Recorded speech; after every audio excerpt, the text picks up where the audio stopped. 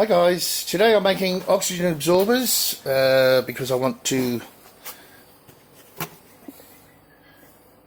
put some flour away. I need some room, so I'm going to use these buckets.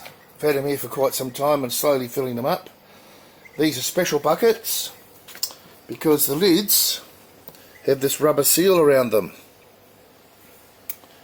and they seal beautifully. I'll show you one when I finish this. So anyway, oxygen absorbers, let's go through what I'm using. This is my method. The first thing is steel wool. Now this is, where am I?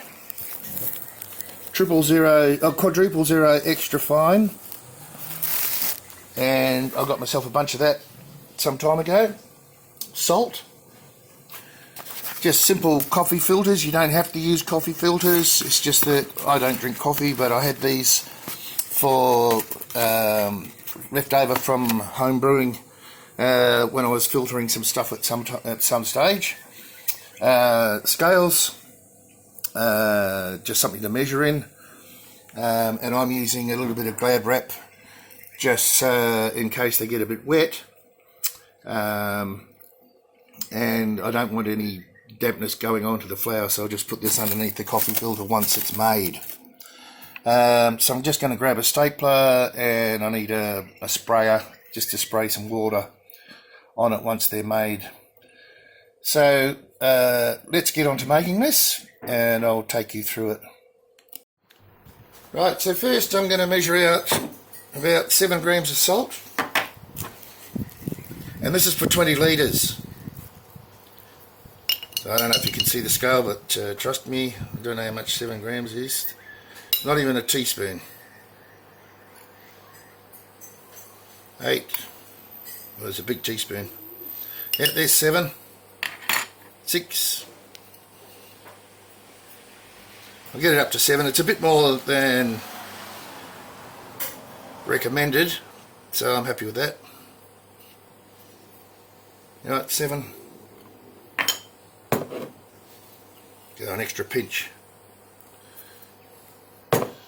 And I'll just tear that. And about 7 grams of this. It might be easier if I get my scissors, if I can find them. No. Right, and a loose pair of scissors. So I want about 7 grams of this. I'm guessing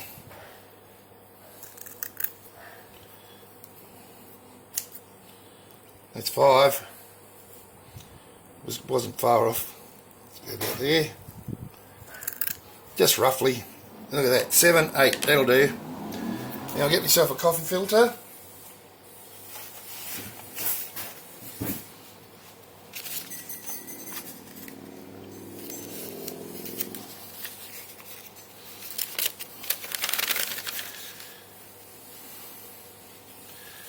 Right, I'll put my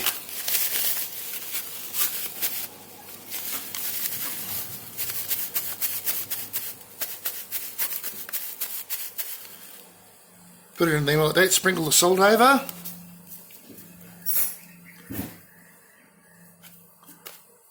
Right, now I want to try and get that salt through. It won't really matter, but because the salt's in there, I'll give it a shake up.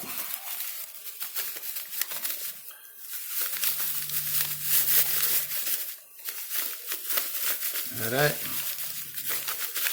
I'll just fold it in. Just roughly a couple of staples.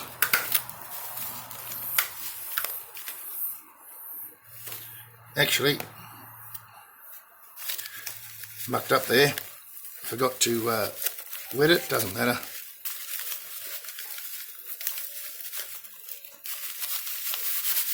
Get my spray bottle. Give it a good old spraying. Alright, that's plenty. It's just starting to get wet through the bottom. Now I can staple it.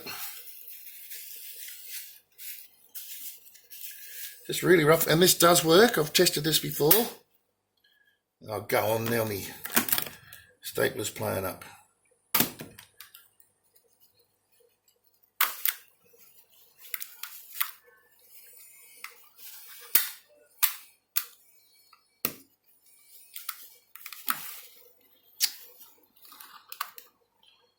Stupid thing.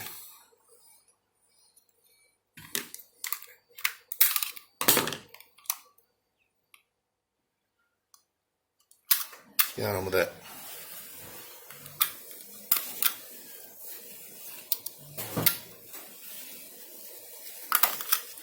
Right, so it's all stapled. Get that salt all shaken around.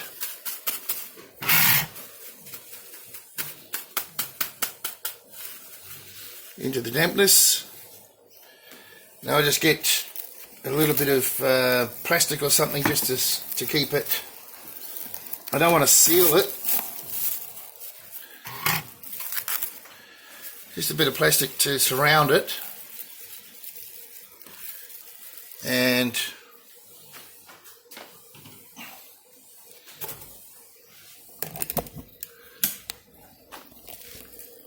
where are we? Straight into there like that, and put the lid on really nice and tightly, and Bob's your uncle. So that's that one done. I will show you a sealed bucket in a moment.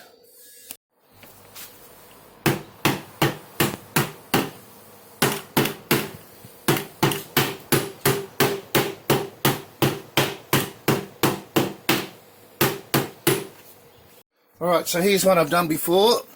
It's totally sealed, and I don't know if you can, this is concave.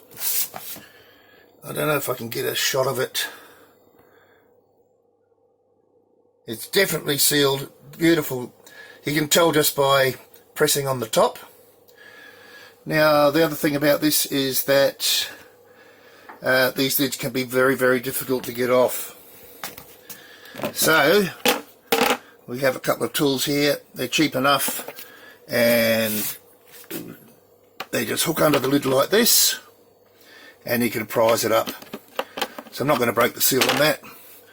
Got a few others over there, but that's the end of this video. Hope it's helpful, and it really does work because I've been doing it, and I'll put the ratio for the different volumes up in the video here.